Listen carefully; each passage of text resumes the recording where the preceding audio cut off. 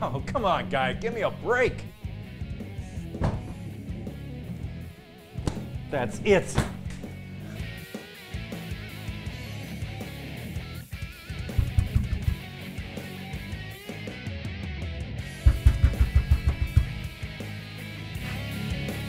Hey there, annoyed-looking neighbor. Yeah, what's happening? Oh, just enjoying some music. Oh, I noticed. The place is rocking. You know, you're shaking everything in my apartment. You're breaking things.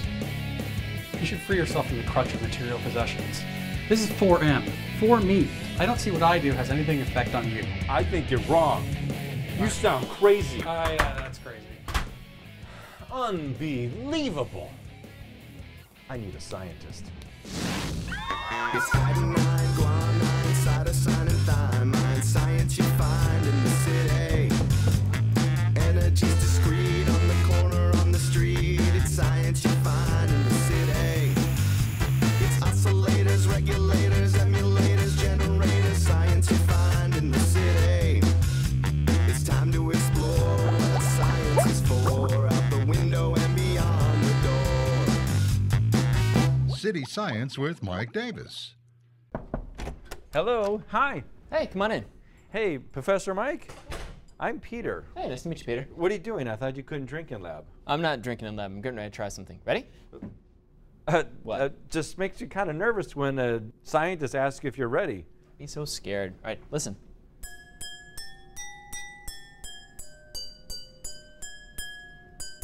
That sounds nice. Thank you. I've been working really hard on that. What can I help you with? Well, my neighbor plays his music really loud. Yeah. And when he does it, my entire apartment shakes. Okay. And I'm convinced that it shook my table and broke something. He says the music has nothing to do with it. You know, I'm not sure if I can prove that it's the music, but there are some things we can look into. What's that? Yeah? I- Yeah? Huh? Yeah? I'm just leaving. No. I'm not. Waves. Isn't that funny? No, not so much. I try.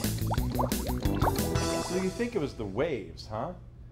I would have thought it was the sound. Well, it is a sound, or a sound wave, but more importantly, it's a vibration. Yeah, the whole place shakes when he does that. I'm not talking about vibrating like things moving around randomly. Then what do you mean? Well, the whole point of anything musical is to set up a vibration. So if it's a voice or an instrument or a beat machine, it just establishes a wave, and we know that is a vibration. So, I don't follow you. Sound is a wave? Yes, whenever our ears pick something up, it's a wave moving through the air. Basically, it's a vibration traveling through the air. Okay. It's just a matter of how it begins. So if it's music or if it's noise, it doesn't matter how it starts, it's all a vibration in the air. So when I'm listening to music, the thing I'm actually hearing is vibrating air? Yes, any sound you hear comes from a vibrating object. And what does that do? Well, the object, like a guitar string or a drum head or a tuning fork, just causes the air around it to vibrate. So what if I was listening to music and there was no air around? Two things. One, you wouldn't be breathing. And two, you couldn't hear anything. Really? Yeah, see this jar here? There's a buzzer inside and there's air in there. So connect that lead to the battery. Let's make the buzzer sound. Okay, I can hear the buzzer. All right, so I'm going to turn on this vacuum. Listen very carefully. Okay, it's connected, but I don't hear anything. You know why? Because there's no air inside? That's right, this vacuum pulled out all the air. Now the buzzer is still vibrating, but there's no air inside there to carry the vibration anymore, so you can't hear it. Cool. So sound is a vibration through air. That's right. What if I took all the air and outside my neighbor's apartment? That would quiet him down. Oh, is volume a problem? Yeah, I mean, it's so loud. That's got to cause some damage, right? Oh, yeah, it really does. So I tell you what, let's kill two birds with one stone. All right? Let's go find out how our ears pick up sound, and let's find out what sounds are safe. All right. Hi, Hi, I'm Mike. I'm Carolyn. Nice to meet you.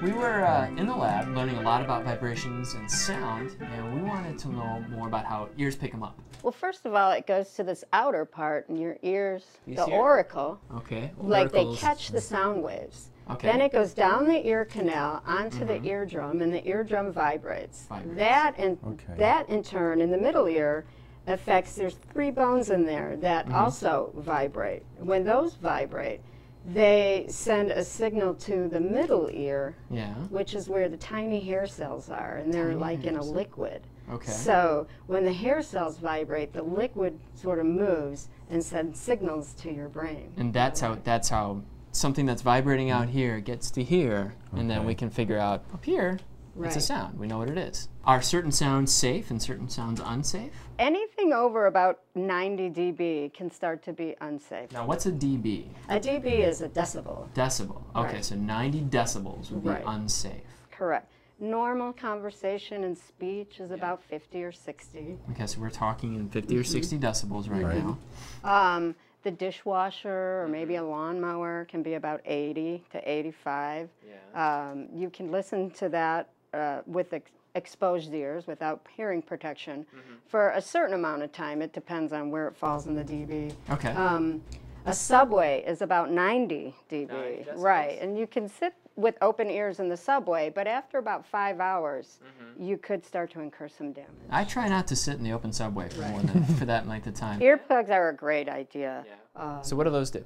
Earplugs, there are different kinds. There are just plain foam earplugs, which you put in your ears, and they bring the dB down by about 30.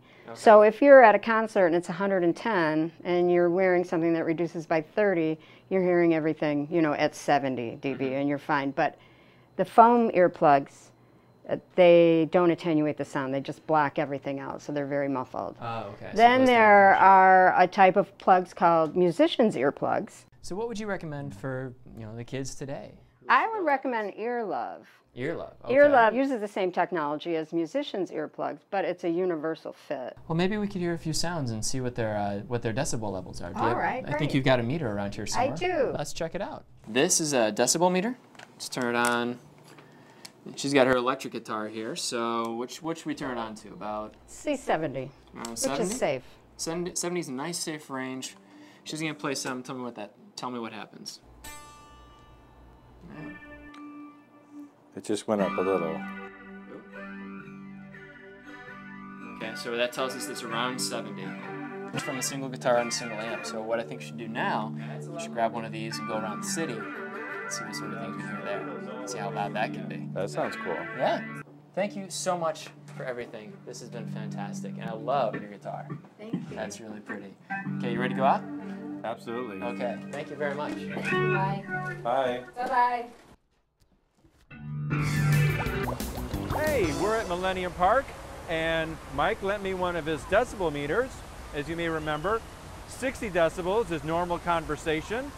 So we're going to walk around the park and see what different sounds level on this meter. So let's go. We're at the bus stop. Here's a bus. Let's see how the bus rates on this dB meter. 95. That's kind of loud. You know, screaming kids have to be really loud. Let's see what this dB meter reads on these screaming kids over here. Wow. It's 107 decibels. That's louder than the train.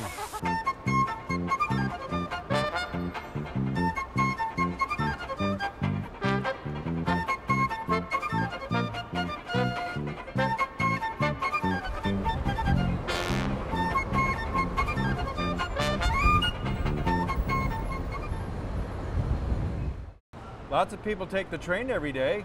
I'd say it's got to be pretty loud. But let's see what the dB meter reads.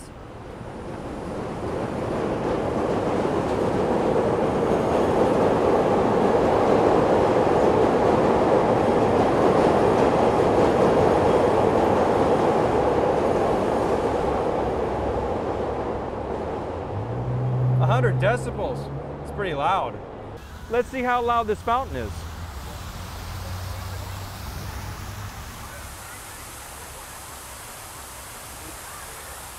Well, it's 123 decibels. That's pretty loud.